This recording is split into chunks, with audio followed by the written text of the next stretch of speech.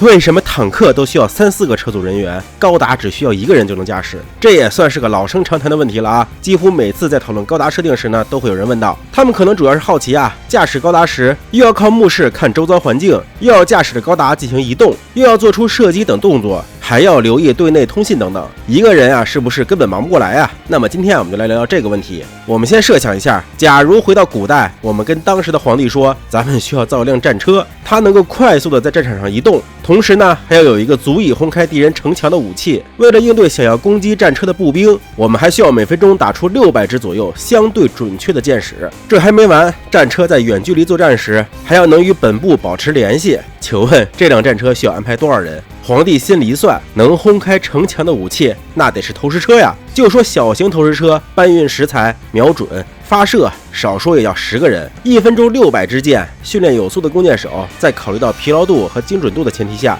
，1分钟啊也就射10来支箭，那就是说至少要50个弓箭手，跟本部保持联系，还需要若干旗帜手与参谋。那拉着投石机加这60-70个人跑，怎么也得有几十匹马吧？这车夫也得10个人，所以算下来啊，这得是个小100人的团队才能够做得到的事情。而翻译成现代武器，这不就相当于一辆坦克吗？虽然弓箭手各自瞄准的感觉跟机枪可能不太一样，但总的来说啊，现代坦克上3-4个人的团队就能够完成古代100人才能做到的事情。这就是机械化与现代化带来的便捷。很多人在思考高达操作的方法时，就会陷入刚才我们举例中古代人的思维，把当今坦克自动化水平直接拿到高达上去了，所以才会感觉一个人根本照顾不过来。然而高达就算在1979年创作之初，导演就很多次向观众们强调了，它是有着超高学习能力的 AI 来辅助驾驶的。阿姆罗甚至坦言，我只是坐上去推杆，摁射击键，其他的事情全都由电脑替他完成了。也就是说啊，阿姆罗踩一下油门，动一动推杆，就完成了一名坦克驾驶员所有的操作。这里大家经常会有一个误会啊，那就是以为高达的4肢都需要驾驶员分别操作，然而实际上是驾驶员只需要告诉机体我要以多快的速度去哪儿就行了，至于该怎么走、怎么跑、怎么跳、怎么缓冲、怎么保持平衡，全都是由 AI 以及预设程序协调完成的，根本不需要驾驶员下具体的命令，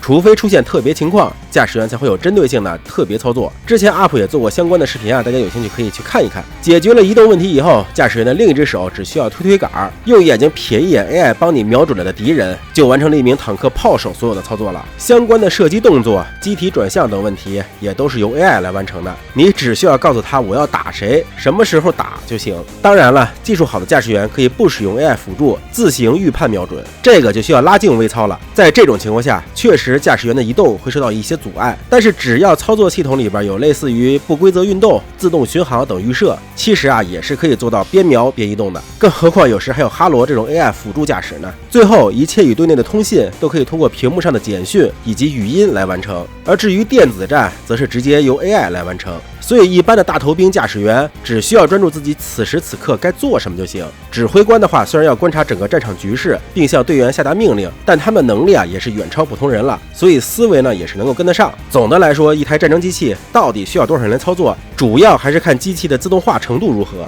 以及 AI 的进化能否应用到实战。到最后，驾驶员其实就是一个指挥员以及决策者的身份。这里又有人要问了啊，那为啥还需要驾驶员呢？这个之前咱们也发视频讲过了哈，嘿嘿，我太懂你们了啊。好了，今天视频这么多，希望大家多多点赞支持，我们下期再见。